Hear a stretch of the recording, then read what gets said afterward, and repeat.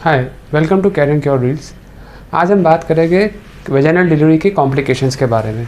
अभी आपको डॉक्टर ने एडमिट किया है हॉस्पिटल में, आपको बोला है कि लेबर पेन स्टार्ट हो गया है और आपको वेजाइनल डिलीवरी के लिए एडमिट होना है। तो नॉर्मली सब हॉस्पिटल्स में कंसेंट फॉर्म्स पे साइन किया जाता है कि भाई डिलीवरीज में क्या कॉम्प्लिकेशन हो सकती है।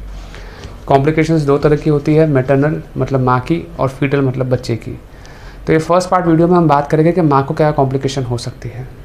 सबसे पहले तो ये समझना ज़रूरी है कि अगर माँ को नॉर्मल डिलीवरी के लिए एडमिट किया है तो वो ये गारंटी नहीं है कि डिलीवरी नॉर्मली होगी। आगे जाने से अगर बच्चा नीचे नहीं आता है, जगह ठीक से नहीं होती है, माँ पेन बेयर नहीं कर पाती है और या फिर बच्चे की धड़कन कम ज़्यादा होने से अगर ऐसा लगता है कि नॉर्मल का वेट करने में बच्चे की जान को रिस्क है तो और ऐसे अलग कारणों सर बच्चे को इमरजेंसी में अपने को सिज़र करके मैटरनल और फीटल रिस्क कम करने के लिए इमरजेंसी सिज़र करना पड़ता है। कई बार पेशेंट हमें बोलते हैं कि सर रिपोर्ट तो 9 महीने पूरे नॉर्मल थे, तो फिर सिज़र की ज़रूरत क्यों पड़ेगी। रिपोर्ट्स ये गारंटी नहीं देते हैं कि भाई आपकी डिलीवरी नॉर्मल होगी। रिपोर्ट्स नॉर्मल होने का मतलब ये होता है कि बच्चा और माँ हेल्दी है और उनके रिस्क कम है, बट वो कोई ये नहीं चीज़ बता सकती है कि भाई नॉर्मल डिलीवरी हो गया सिज़र। कई बार पेशेंट पूछते हैं कि सर अल्ट्रासाउंड से मालूम पड़ता है, तो अल्ट्रासाउंड से बिल्कुल मालूम नहीं पड़ता है कि डिलीवरी नॉर्मल होने वाली है या सिज़र होने वाला है। ऐसा कोई प्रेडिक्शन मॉडल हमारे पास या कोई डॉक्टर के पास नहीं है जिससे हम ये बोल पाए कि आपकी 100% डिलीवरी नॉर्मल होगी। नॉर्मली 70 to 80% केसेस में नॉर्मल हो सकती है, पर ये नेचुरल प्रोसेस है। इसमें कभी भी कुछ भी कॉम्प्लिकेशन खड़ा होने के कारण सिज़र इमरजेंसी में मैटरनल और फीटल रिस्क के लिए करना पड़ता है। दूसरी चीज़ है इंस्ट्रूमेंटल डिलीवरी। ज़रूरत पड़ने पे अगर बच्चा बाहर आ रहा है पर माँ जोड़ नहीं ले पा रही है, बच्चे का माथा फंस रहा है या धड़कन कम हो रही है, तो सेकंड स्टेज को शॉर्ट करने के लिए हम लोग फॉर्सेप्स या वैक्यूम का यूज़ कर सकते हैं, जिससे कभी कभी बच्चे के माथे पे थोड़ा सूजन आ सकती है या माँ को थोड़ी इंजरी हो सकती है जो अपने कंट्रोल कर सकते हैं। अब जो बच्चे के माथे पे तो थोड़ी सूजन आती है, वैक्यूम को सिग्नॉन बोलते हैं, वो अपने आप 15-20 दिन में रिजॉल्व हो जाती है, तो चिंता का विषय नहीं है। डिलीवरी के इमीडिएटली बाद हम गर्भाशय कॉन्ट्रैक्ट कर जाए, यूट्रस कॉन्ट्रैक्ट कर जाए और अंदर से जो ब्लड आना है उसको बंद करने के लिए टैबलेट्स एंड इंजेक्शंस यूज़ करते हैं।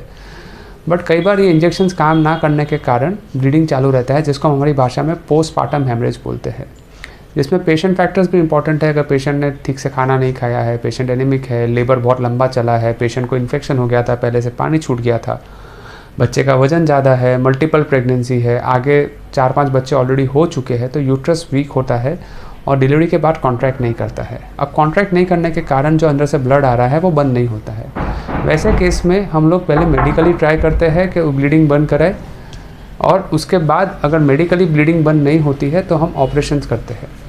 मेडिकल मैनेजमेंट में आता है इंजेक्शंस जैसे प्रोस्टोडिन है, मिथर्जिन है, टैबलेट जैसे मीजोप्रोस्ट है, पिटोसिन जैसा इंजेक्शन है। उसके सिवाय मैनुअल कंप्रेशन ट्राई कर सकते हैं, यूट्रस मसाज ट्राई कर सकते हैं, और अगर ये सब फेल होता है तो सर्जिकल प्रोसीजर करना पड़ता है, जिसको हम पहले बोलते हैं स्टेप वाइज डिवास्कुलराइजेशन, जिसमें जो ब्लड सप्लाई यूट्रस को दे रही है उस आर्टरीज को हम पहले बंद करते हैं, और अगर उससे ब्लीडिंग बंद ना हो तो फिर हमको कई बार यूट्रस निकालना पड़ता है, जिसको हम हमारी भाषा में ऑब्स्टेटिक हिस्टेक्टोमी बोलते हैं। तो ये सब चीज़ें डिलीवरी के समय ज़रूरत पड़ सकती है।